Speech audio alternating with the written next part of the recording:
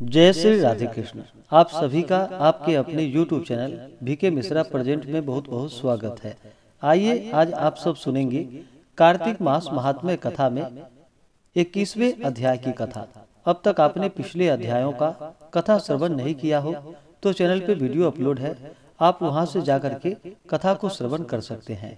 हिंदू धर्म में कार्तिक महीने का बड़ा ही विशेष महत्व माना गया है। कार्तिक के महीने में गंगा स्नान करना, दान पुण्यों का कार्य करना, भगवान विष्णु माता लक्ष्मी का पूजन करना, तुलसी माता का पूजन करना, दीप आदि का दान करना, भूमि पर शयन करना, इन सबों का विशेष महत्व माना गया है। तो आइए सुनते हैं कार्तिक मास महात्म्य कथा में 21वें अध्याय की कथा। तो बोलिए प्रेम से भगवान विष्णु की जय, माता लक्ष्मी की जय, तुलसी माता की जय, सर्वदेवी देवता की जय। नारद जी बोले इस प्रकार विष्णु के पार्षदों के वचन सुनकर धर्मदत्त ने विस्मित होकर दंडवत प्रणाम कर यह वचन बोला और कहा। धर्मदत्त बोला, भक्तों की पीड़ा दूर करने वाले विष्णु जी का सब मनुष्य यज्ञ, दान, व्रत, तीर्थ द्वारा विविध पूर्वक पूजन करते हैं। उनमें से विष्णु जी को प्रसन्न करने वाला और सानिध्य देने वाला कोई व्रत है जिसके करने से सब यज्ञादि फल सफल हो जाए। गण बोले कि हे ब्राह्मण, तुमने बड़ा ही अच्छा प्रश्न किया है। हे अनघ, इतिहास सहित जो वृतांत हम कह रहे हैं उसे तुम एकाग्र चित्त होकर सुनो। कांचीपुर में चोल नामक एक चक्रवर्ती राजा हुआ। इसी नाम से चोल देश प्रसिद्ध हुआ। उस राजा के पृथ्वी पालन के समय कोई मनुष्य दारिद्र्य, दुखी या पाप बुद्धि या रोगी नहीं रहता था। असंख्य यज्ञ करने वाले उस चोल के यज्ञ स्तंभ ताम्रपर्णी नदी के दोनों तट चैत्र रथ अर्थात कुबेर के उपवन के समान शोभित हो गए थे। हे ब्राह्मण, एक समय वह राजा जहाँ जगत के स्वामी विष्णु भगवान युग माया के साथ शयन करते हैं, उस अनंत शयन नामक स्थान को गया। वहां उसने श्रीपति भगवान का दिव्य मणियों और मोतियों तथा शोभायमान स्वर्ण के फूलों से पूजन किया। फिर भूमि में दंडवत प्रणाम करके वहीं बैठ गया। तब उसने देव के समीप आते हुए एक ब्राह्मण को देखा। वह देव पूजा के निमित्त हाथ में तुलसी और जल लिए था और अपनी पूरी अर्थात कांचीपुरी का ही रहने वाला तथा विष्णुदास उसका नाम था। उस ब्रह्मर्षि ने वहां जाकर विष्णु सूक्त से स्नान कराया और तुलसी की मंजरी तथा तुलसी पत्र से भगवान का पूजन किया।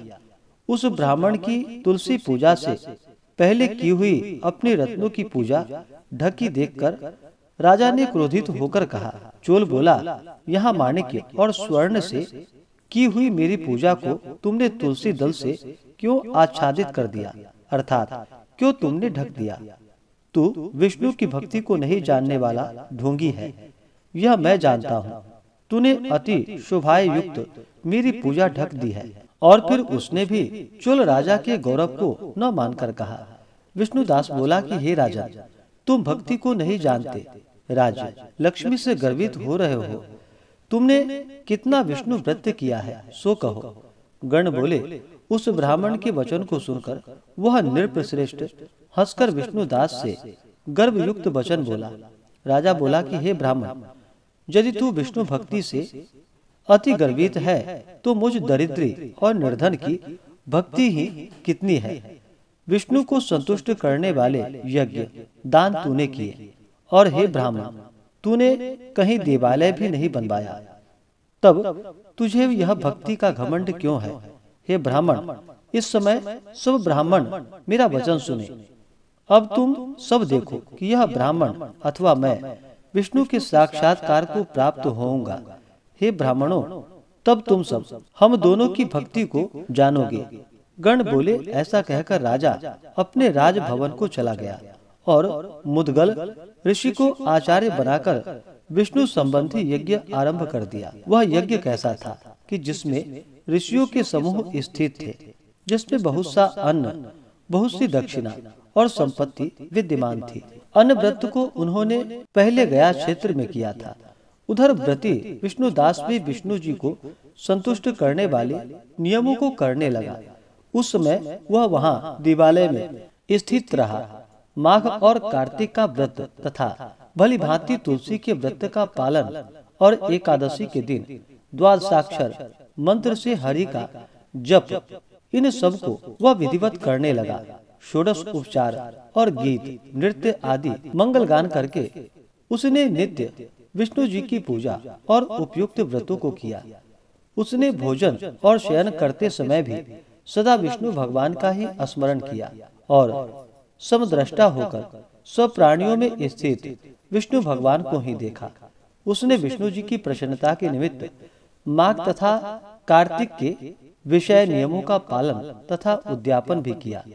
इस प्रकार श्रीपति भगवान का आराधना करने और भगवान में ही निष्ठा रखने वाले, इंद्रियों को वश में करते हुए व्रत में स्थित चोलेश्वर और विष्णुदास का बहुत काल व्यतीत हो गया। इस प्रकार से कार्तिक मास महात्म्य कथा में 21वें अध्याय की कथा पूर्ण हुई।